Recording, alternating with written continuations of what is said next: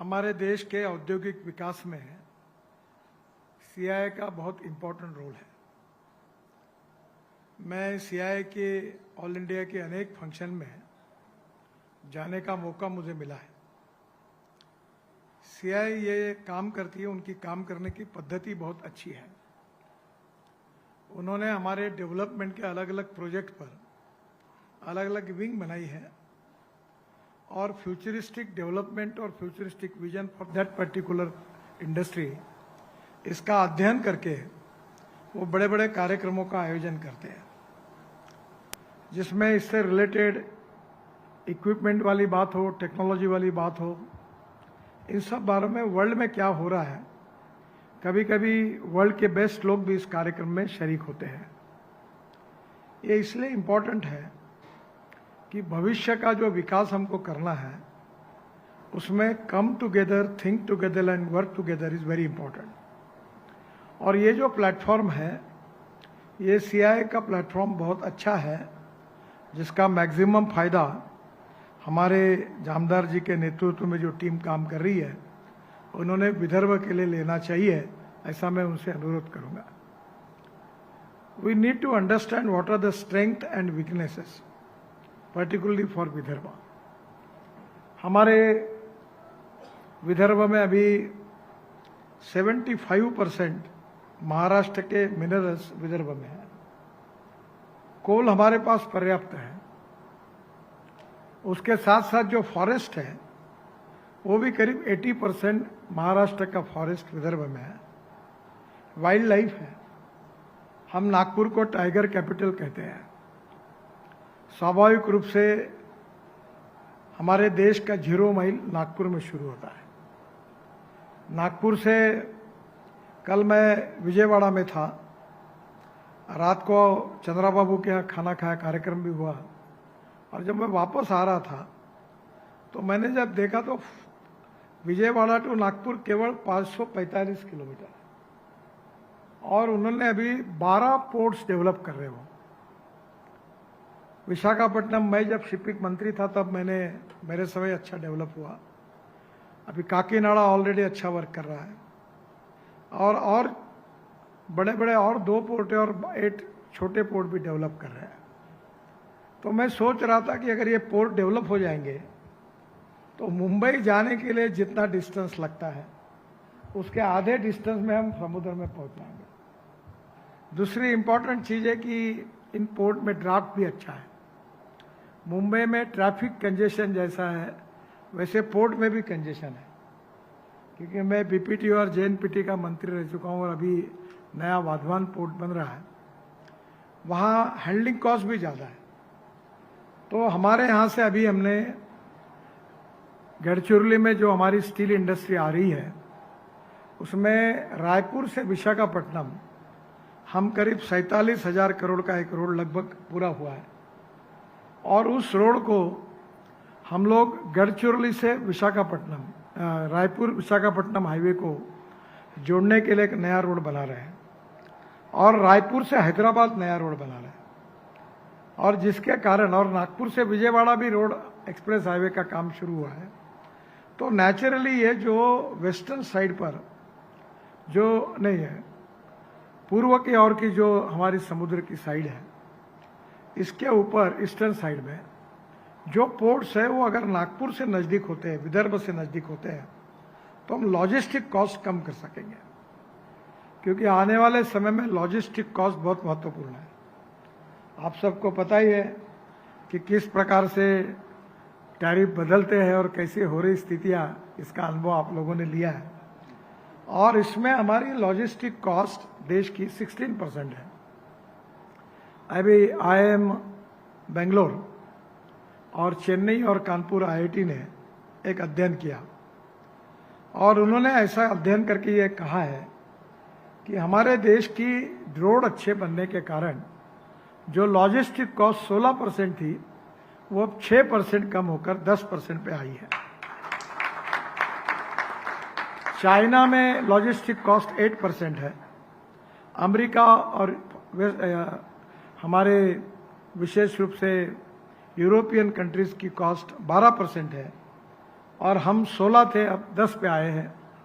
और इस साल दिसंबर के पहले हमारी लॉजिस्टिक कॉस्ट ये 9% यानी सिंगल डिजिट पे आएगी, ऐसा मुझे पूरा विश्वास है।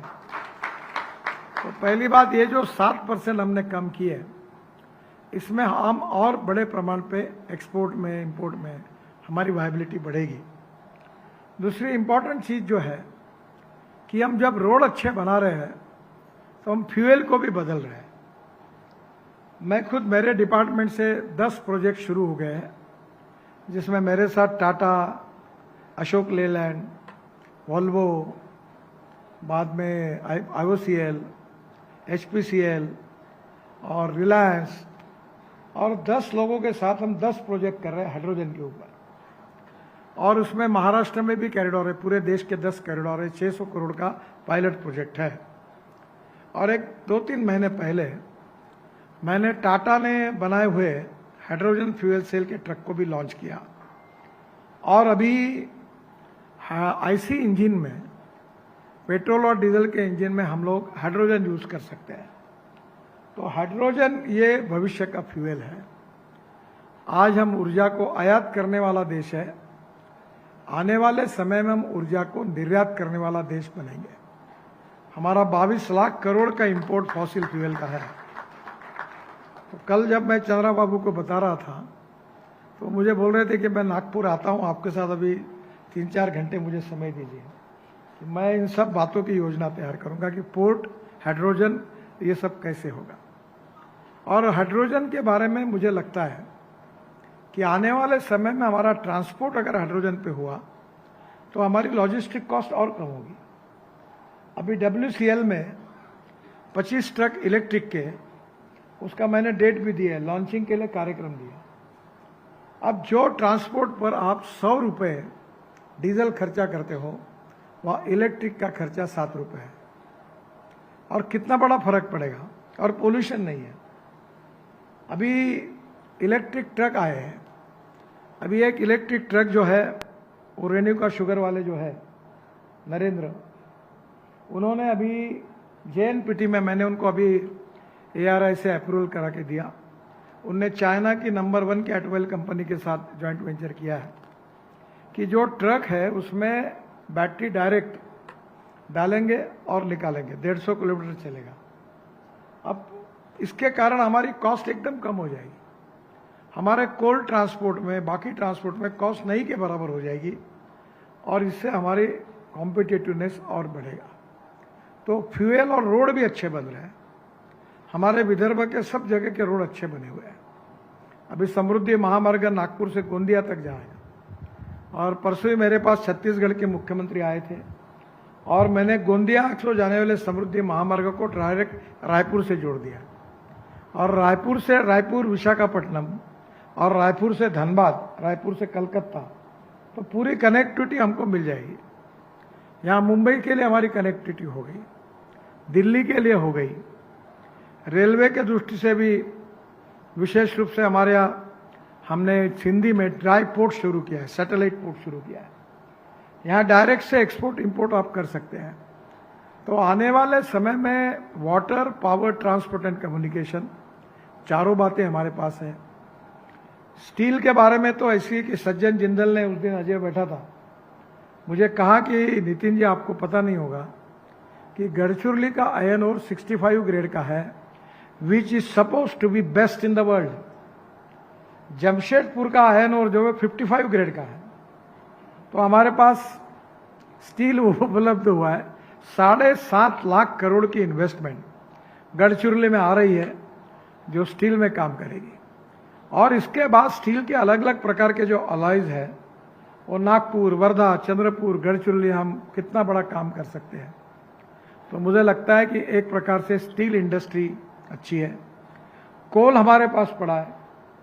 अभी परसों हमारे यहाँ कैबिनेट में माइनिंग पॉलिसी आई, और प्रधानमंत्री जी ने कहा कि जब अप्रूवल के आई, उन्होंने कहा मुझे अभी भी ये पसंद नहीं हो रही। तो फिर मैंने सुझाव देने के बाद उन्होंने कैबिनेट सेक्रेटरी को कहा कि आप नितिन जी के साथ बैठो और एक बार फिर से इसको रिव्यू करो। तो मुझे जब उन्होंने पूछा तो मैंने कहा मैं तो 15 दिन में माइन शुरू ऐसा कार्यक्रम करो। एक समय जिसको माइन शुरू करना है वो एक दिन में 6 एप्लीकेशन करेगा और उनको बंधन होगा, टाइम लिमिट होगी कि इन्वायरमेंट वाला मैक्सिमम 1 महीना में ऑल क्लियरेंस दे देगा, राज्य सरकार भारत सरकार 1 महीने में सब क्लियरेंस दे देगा और 3 महीने में क्लियरेंस होकर 4थे महीने में प्रोडक्शन शुरू हो जाएगा। तो कोई ईज ऑफ बिजनेस है। लोगों को चक्कर काटने के लिए साल साल लोग चल रहे, पीढ़ा पीढ़ा खप रही परवानगी मांगने के लिए, इसका क्या उपयोग है? तो अब उन्होंने बोला कि आपका सही है, हम लोग पॉलिसी बना रहे हैं। और मैंने बोला अगर वो नहीं शुरू कर रहा उसका टर्मिनेट कर दो लाइसेंस। 4 महीने में अगर वो माइनिंग शुरू नहीं करेगा, हटाओ, ये MIDC में प्लॉट लेके बैठे हैं, अब ऑन मनी लेके बेचते हैं प्लॉट। आपको इंडस्ट्री चालू करना है 2 साल में करो, नहीं तो प्लॉट जब्त, आपके पैसे वापस लेके जाओ।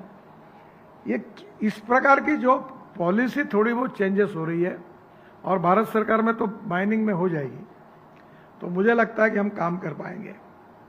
और काम करने के बाद कैपिटल इन्वेस्टमेंट के लिए भी आज भारत सरकार की भी योजना है और आप लोग भी कैपिटल निश्चित रूप से रेज कर सकते हैं। एक बात मेरे ध्यान में आई जो आप जैसे प्रभावी लोगों को मैंने समझाने की आवश्यकता नहीं है, अपना बैंक अकाउंट स्टैंडर्ड अकाउंट हर समय रहना चाहिए। अगर हमारा अकाउंट एक बार NPA हो गया का अपना करियर खराब हो गया। हम स्टैंडर्ड अकाउंट बनाएंगे, 3 महीने का पैसा एडवांस में भर के रखेंगे और फाइनेंशियल क्रेडिट ये हमारा अच्छा होगा तो फाइनेंस की कोई कमी नहीं, लोग घर आके फाइनेंस देंगे। तो इसलिए पहली बात तो हमारा अकाउंट जो है वो क्लियर होना। और इसकी दिक्कत ये है कि 100 रुपए के इंडस्ट्री में डालने के लिए अपने पास 25 रुपए है और फिर 75 रुपए का हम खेल करते हैं। विदाउट वर्किंग कैपिटल हम इंडस्ट्री नहीं चला सकते। और इसलिए मैं हमारे एक चार्टर अकाउंटेंट वो कहते थे कि बनियन सिलानी है तो कुर्ते का माप दो। अगर आपको 30% में अगर 25 करोड़ लगते हैं तो आप 50 करोड़ आपके हाथ में रखो तो इंडस्ट्री डालो। यहाँ 5 करोड़ हाथ में होते हैं और 25 करोड़ की कमिटमेंट करके करते हैं, अटक जाते हैं। तो हमारी क्रेडिबिलिटी फाइनेंशियल इंस्टीट्यूशन में अच्छी रहे। दूसरी बात, पावर की कोई कमी नहीं है। हम ग्रीन पावर बड़े प्रमाण पर तैयार कर रहे हैं। अब थर्मल पावर भी आ रही, विंड पावर भी आ रही, हाइड्रो पावर भी आ रही है। पावर का शॉर्टेज नहीं है, अब लाइट नहीं जाते तो पावर भी हमारे पास होगी। पानी की उपलब्धता हमारे पास है। मैं बहुत बार कोशिश कर रहा हूँ, हमारे यहाँ कुई में हमारे पास 4000 एकड़ जगह है और पानी भी है, क्योंकि नागपुर शहर का जो पानी होता है वो हम नदी में छोड़ देते हैं। तो मैंने 2-3 इन्वेस्टर जो रिफाइनरी डालना चाहते हैं उनको ऑफर किया कि जगह भी सस्ती है और 250 करोड़ में आपको मैं पानी भी देता हूँ, पूरा रिसाइकलिंग करके वही पानी आप फैक्ट्री में यूज करो, तो पानी भी आपको सस्ता मिलेगा। तो मुझे लगता है कि water, power, transport and communication, चारों बातों में कोई अड़चन नहीं। गढ़चिरौली जिले में प्रॉब्लम थे, टावर नहीं थे, मैंने वो आइडेंटिफाई किए, मिनिस्टर साहब को बताया, लगभग उन्होंने सब काम शुरू कर दिया। तब गढ़चिरौली में भी कोई प्रॉब्लम नहीं आएगा।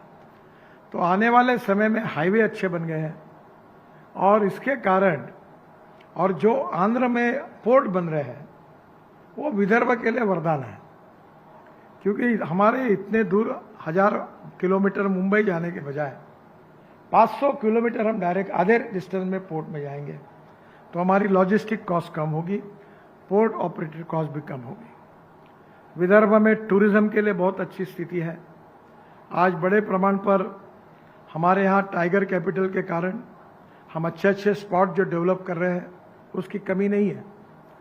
आज ताड़ोबा में, पेंच में, काना में, सब जगह पर पोटेंशियल है और इसलिए यहाँ बड़े प्रमाण पर कल मुझे हमारे महेंद्र रिसोर्ट, इसके रिसोर्ट के जो चेयरमैन है KP गुरनानी, वो आए थे, उन्होंने कहा मैं ताड़ोबा में उनने काम शुरू किया, मैं उनके पीछे लगा हूँ अंबोरा में शुरू करो। अब अंबोरा में हम वर्ल्ड स्टैंडर्ड के एक्टिविटीज करने का सोच रहे हैं, वहाँ एयर स्ट्रिप बना रहे हैं और हवाई जहाज से डेव मार के नीचे पानी में कूदने का वो भी प्रोग्राम है। और बड़े बड़े एडवेंचर स्पोर्ट्स हैं, पानी में वाटर स्पोर्ट्स है, और उसके साथ ट्रॉलर खरीद रहे हैं जो भंडारा के बैकवाटर से भंडारा तक जाएगा। और हमने ब्रिज ऐसा बना है केबल स्ट्रीट, नीचे में ग्लास लगाई है ताकि कॉफी रेस्टोरेंट में बैठकर आप तीनों नदियों का संगम नीचे लिखकर आप देख सकते हो। तो आज टूरिज्म में भी काफ़ी संभावना है। अब ऑरेंज में भी हम काफ़ी काम कर रहे हैं। मैं आज का ज़्यादातर काम अभी AI in agriculture, artificial intelligence agriculture में कर रहा हूँ। हमारा बारामती में उन्होंने काम शुरू किया। अभी माइक्रोसॉफ्ट और गूगल में हमने भी उनके साथ कोऑर्डिनेशन लिया है और अमेरिकन सैटेलाइट का उपयोग करके हम विदर्भ के संतरा जो है उनको समझेगा पानी कब चाहिए, कौन सा देना है, खाद नहीं देना है। अब बड़े प्रमाण पर उसका काम भी हमने शुरू किया है। हमारा कपास हमारे लिए इम्पोर्टेंट क्रॉप है। टेक्सटाइल की इंडस्ट्री यहाँ बढ़ रही है। अभी तो बाम्बू की, बैठे यहाँ बाम्बू बड़े प्रमाण पर हम लगा रहे हैं। तो आने वाले समय में जो futuristic vision for development of Vidarbha जो है, जो फ्यूचरिस्टिक टेक्नोलॉजी है और उसके लिए जो इंफ्रास्ट्रक्चर है उसकी चिंता आप मत करिए। अब एयरपोर्ट भी अच्छा बन रहा है, उसका भी काम शुरू हो रहा है। हमारे दोनों स्टेशंस भी अभी 5 स्टार बनने का वो भी काम शुरू है। एक तरफ से इंफ्रास्ट्रक्चर में कोई कमी नहीं है। अब सक्सेसफुल टेक्नोलॉजीज ये लाकर हम किस प्रकार से हमारे इसको हम लोग एक लोगों के सामने कैसे प्रेजेंट करते हैं, इन्वेस्टमेंट कैसे लाते, ये हमारे लिए इम्पोर्टेंट है। हमारी कोशिश रही कि ऑटोमोबाइल इंडस्ट्री आए, पर अभी उसमें जितना कामयाबी वो नहीं मिली। पर अब 2 बड़े इंडस्ट्री जो है, जो सोलर सेल वेपर्स में बड़ी इन्वेस्टमेंट करके यहाँ आने की बात चल रही है। इलेक्ट्रिक बस की भी एक फैक्ट्री से हम बात कर रहे हैं कि वो यहाँ आए। तो आने वाले समय में बड़े ट्रांसफर, सबसे सक्सेसफुल उदाहरण तो स्टेज पर अपने नवाल साहब बैठे हैं। अब आने वाले डिफेंस के सेक्टर में ना रणगाड़े चलेंगे, ना ट्रक चलेंगे, अब तो मिसाइल चलेंगी, ड्रोन चलेंगे, वो आयरन वॉल चलेगी।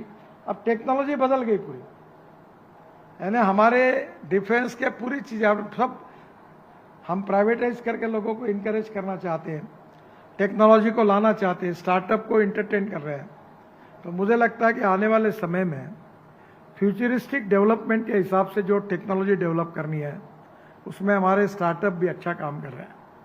हमारे विदर्भ में अनेक यंग लड़के हैं जो इसमें काम कर रहे हैं और इसलिए आने वाले समय में हम विदर्भ के लिए कौन से इंडस्ट्री के क्लस्टर खड़े करें। टेक्सटाइल का क्लस्टर ऑलरेडी है, अब डिफेंस का क्लस्टर भी खड़ा करने की कोशिश हो रही है। इसके साथ साथ हम लोग निश्चित रूप से ऑरेंज के साथ फ्रूट्स एंड प्रोसेसिंग इंडस्ट्री की भी कोशिश कर रहे हैं। एग्रीकल्चर की बात अलग से सोचना होगा। मैं सीआईआई को अनुरोध करूंगा कि विदर्भ का एग्रीकल्चर, विदर्भ का कॉटन टेक्सटाइल, विदर्भ का ऑयल यानी सोयाबीन, विदर्भ का फॉरेस्ट, विदर्भ का टूरिज्म, विदर्भ में जो मेजर और माइनर मिनरल्स है उसमें कोल बेस्ड इंडस्ट्री, अब कोल से मिथेनॉल, डीएमई सब संभव हो रहा है क्योंकि हमारे पास लो क्वालिटी का कोल है। अमोनियम नाइट्रेट की शॉर्टेज है देश में, हम कोल से अमोनियम नाइट्रेट बना सकते हैं। तो आने वाले समय में ये जो संभावना है वो अलग अलग क्षेत्र के जोन, आपको जैसे आप जोनल ऑफिस तैयार किया है तो जोनल ऑफिस में अलग अलग जोन तैयार करिए और अलग अलग जोन में जो एक्सपर्ट लोग हैं उनकी टीम बनाकर फिर यहाँ की डेवलपमेंट में जो स्ट्रेंथ है वो लोगों को प्रेजेंट करिए और जो वीकनेसेस है वो हमको बताइए।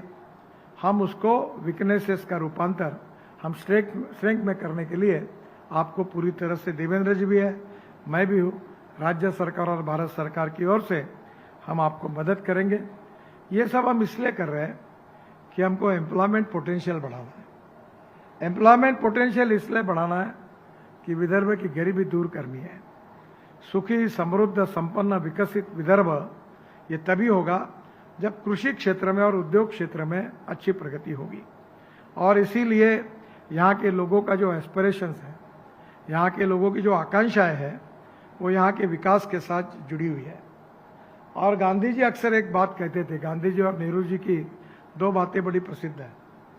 नेहरू जी कहते थे वी नीड मैक्सिमम प्रोडक्शन और गांधी जी कहते थे we need maximum production with the involvement of maximum number of persons. हम रोजगार निर्माण करना चाहिए और रोजगार निर्माण करना ये हमारी सबसे बड़ी प्रायोरिटी है। आने वाले समय में सक्सेसफुल टेक्नोलॉजी और एम्प्लॉयमेंट पोटेंशियल बढ़ाने में बढ़ोतरी और विदर्भ से एक्सपोर्ट बढ़े और विदर्भ समृद्ध होगा तो महाराष्ट्र समृद्ध संपन्न होगा और महाराष्ट्र समृद्ध संपन्न होगा तो भारत समृद्ध संपन्न होगा और आत्मनिर्भर भारत का $5 ट्रिलियन इकोनॉमी का जो प्रधानमंत्री जी का सपना है वो निश्चित रूप से पूरा होगा। मुझे लगता है कि ये जोनल ऑफिस आगे भविष्य की विजन को लेकर अलग अलग सेक्टर के जोन बनाकर और उसमें ध्यान देकर पॉलिसीज में नई नई टेक्नोलॉजी में एंटरप्रेन्योर्स को प्रोत्साहित करने के लिए वो एक प्लेटफॉर्म देने ही वाले हैं। वो और प्रभावशाली करिए और उसमें हम सब लोग सहयोग करेंगे। इसी विश्वास के साथ आप सबको धन्यवाद देता हूं। नमस्कार, बहुत बहुत धन्यवाद।